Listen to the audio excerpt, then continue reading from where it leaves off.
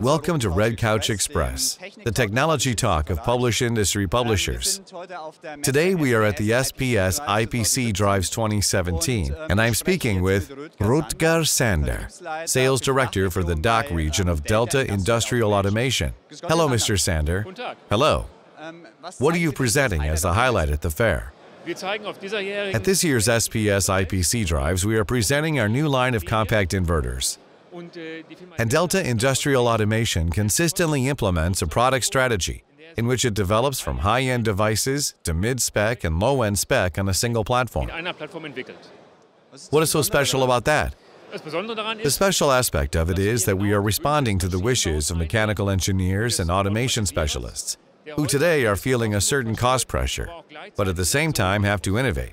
As an example, if you are equipping a new machine and exporting it within Europe, then it is mostly equipped with innovation. Then they want to have a high-end device, which has all possible functions on board. However, if they go further, they have mechanical engineering in the middle range.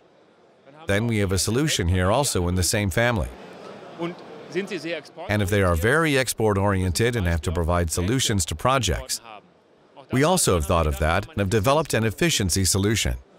So are you responding to the very different wishes of customers?